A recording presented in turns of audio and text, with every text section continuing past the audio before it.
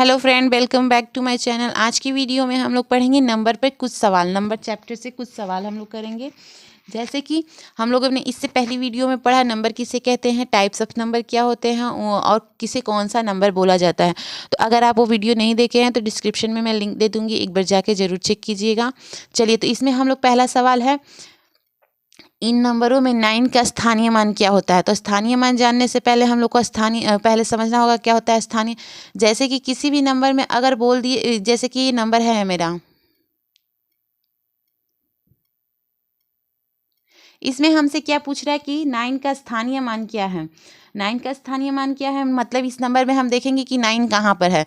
तो ये 9 हमारा यहाँ पर है, यहाँ पर 9 है तो ये 9 हो जाएगा हमारे ये। और 9 के बाद से जितने भी नंबर रहेंगे वहाँ पर हम उतना का मल्टीप्लाई कर देते, उतने ज़ीरो से मल्टीप्लाई हो जाता है। जैसे कि हमारा 9 के बाद क्या है, 1 2 3 4, तो हमारा यहाँ पर 10,000 से क्या हो जाएगा, मल्टीप्लाई हो जाएगा और ये हमारा हो जाएगा 90,000। 9 मतलब जिस नंबर का आपसे प्लेस वैल्यू पूछेगा, जिस नंबर से आपका प्लेस वैल्यू पूछा जाएगा, उसमें क्या करेंगे हम, उसे लिखने के बाद उसके बाद जितने भी अंक होंगे वहाँ पर हम उतने 1 लिख के उतने ज़ीरो से मल्टीप्लाई कर देंगे। तो जैसे कि हमारा यहाँ पर क्या था, 1 2 3 4 था, तो हम 1 लिख के 4 जीरो से मल्टीप्लाई कर देंगे, ये हमारा हो जाएगा आंसर। तो इसमें ऑप्शन नंबर डी जो है ये हमारा करेक्ट आंसर है। चलिए, तो प्लेस वैल्यू ही नंबर का मतलब कि वो किस जगह पर स्थापित है, वो उसका स्थान क्या है। इसका मतलब यही होता है स्थानीय मान का मतलब कि उसका स्थान कहाँ पर है। तो जहाँ पर भी वो नंबर रहेंगे वहाँ पर रख के उतना ज़ीरो हम लोग लगा सकते हैं। ये हमारा होता है प्लेस वैल्यू। जैसे कि 9 यहाँ पर था, 9 के बाद कितने अंक थे, 1 2 3 4 थे, तो यहाँ पर हम 4 जीरो लगा देंगे। अगर ये यहाँ पर रहता तो हम इसके बाद पाँच नंबर थे तो हम 5 जीरो लगा सकते थे। तो ये हमारा प्लेस वैल्यू होता है। फेस वैल्यू किसे कहते हैं, फेस वैल्यू का मतलब होता है कि वो संख्याएं, फेस वैल्यू का मतलब होता है कि उनकी जातीय मान क्या है। जातीय मान मतलब जैसे कि मान लीजिए आपके पास कोई नंबर है 75, ये है, आपसे बोला गया कि 7 का जातीय मान क्या है, मतलब इसका वैल्यू कितना है। यही तो, 7 का वैल्यू कितना है मतलब इसका फेस वैल्यू कितना है। तो 7 का फेस वैल्यू 7 ही होता है। अगर 2 का पूछेगा तो 2 का फेस वैल्यू 2 ही होगा। 9 पूछेगा तो 9 का फेस वैल्यू 9 ही होता है। फेस वैल्यू मतलब वो वैल्यू कितनी है उसकी, उस संख्या क्या वैल्यू है, तो ये 7 का वैल्यू 7 ही होगा। ये होता है हमारा फेस वैल्यू और प्लेस वैल्यू।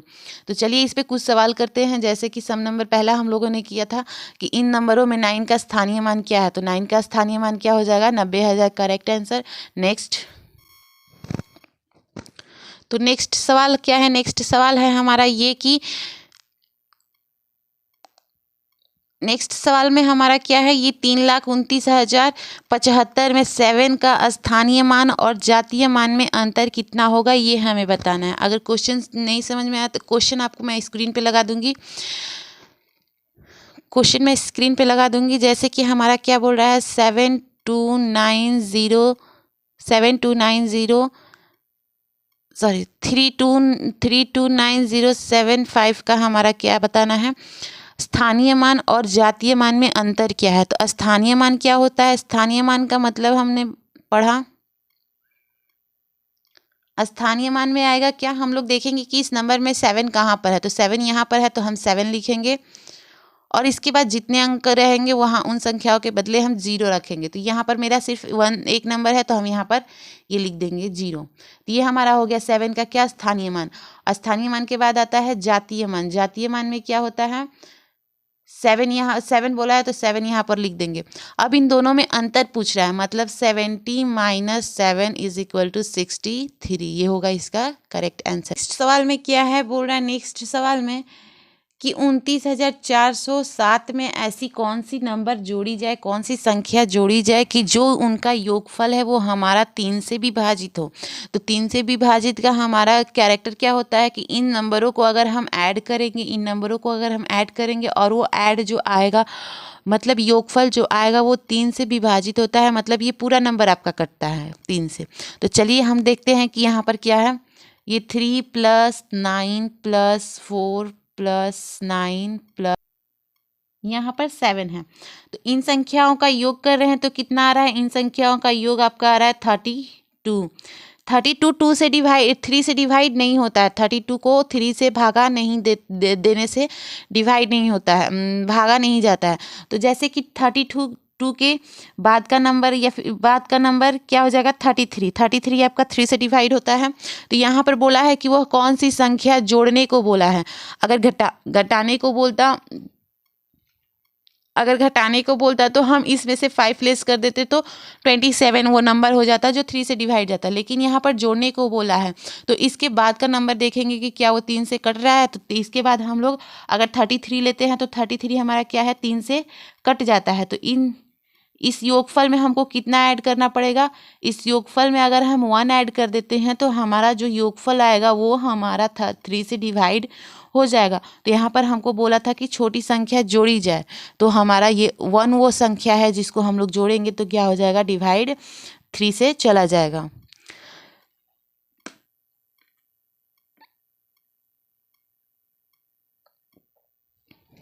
चलिए नेक्स्ट आगे बढ़ते हैं।